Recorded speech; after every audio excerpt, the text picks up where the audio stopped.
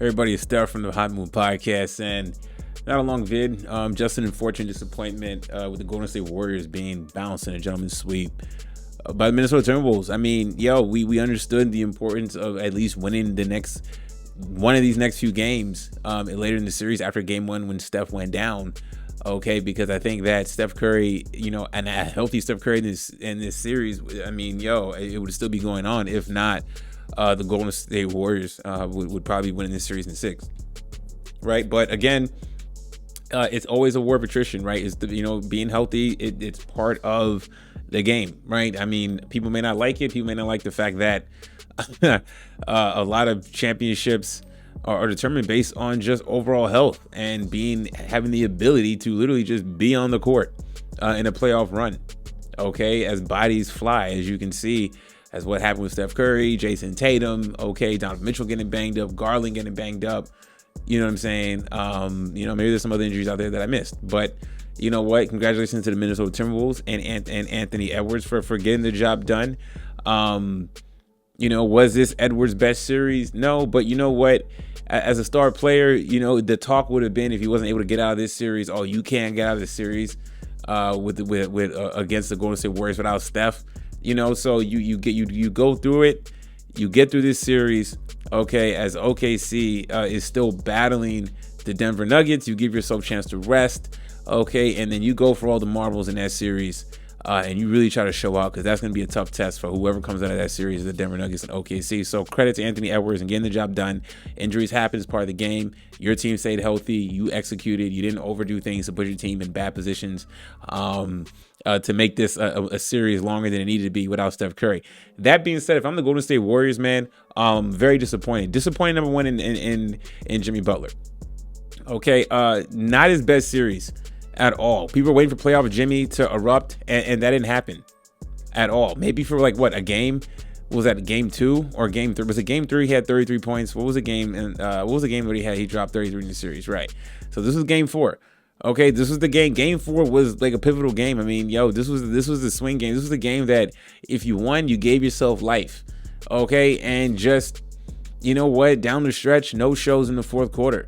Okay, and then he gives you these duds of a game, 14 points and 17 points, where you needed more output, especially, in game 4, right? Fine, you game 3, but can you muster it up again? They needed you, right? Playoff Jimmy, people really hanging their hat on. Jimmy was a couple years younger, 33 versus 35. Okay, he cried to get his way out of Miami. It seemed like, with Jimmy Butler now, I mean, the way he played now, it seemed like, because I'm not putting this all on Steph being hurt. If Jimmy Butler wants to get paid, wants his money, still feels he can contribute and take games off during the season because he can turn it on and then want to play in Miami, bruh, you have got to come through for your team.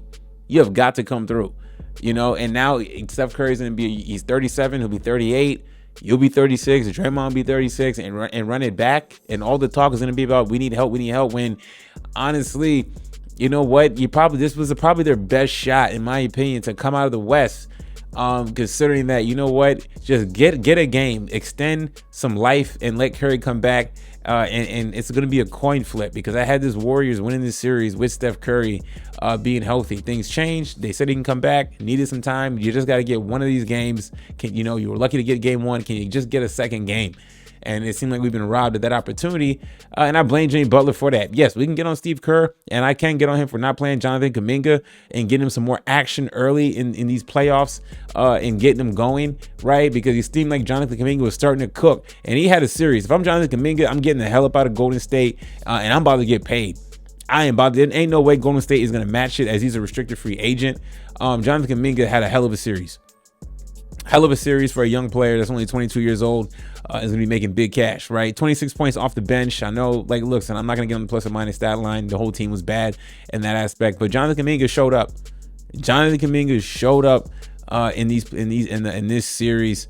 Okay, if you look at his game log, very well, very impressed with Jonathan Kuminga and his attitude. He's the biggest winner, just on the Golden State Warriors side in this series. Okay, considering the noise of him not getting some action. Okay, the first game, 13 minutes, 7 points. I was like, okay, Kerr, put him in some more. He should have been getting a lot more run time. He's healthy, okay, energetic. Get that man. He should have got him active. Too little, too late. By the time he started getting cooking in this series, it was done because Jimmy Butler reverted back. You know what I'm saying? So, shout out to Jonathan Kuminga. Okay, I just did not like the fact that Steve Kerr, for whatever reason, he was in the doghouse. It was absolutely silly, right? Biggest winners, obviously the Wolves. Moving on. Okay, biggest losers, Jimmy Butler, right? Tarnished, biggest loser. Warriors, Steph Curry, because this was your opportunity. You know what I'm saying? In my opinion, to have a chance at a true championship run, considering what the hell's going on in the East, right? And then Denver Nuggets and OKC are slugging it out. You know what I'm saying? Like, you can slug it out with the Wolves, but give yourself a chance. And listen, a veteran squad, Warriors in the Western Conference Finals against whoever, that's a tough matchup for either Nuggets or OKC. But we're not going to see that though.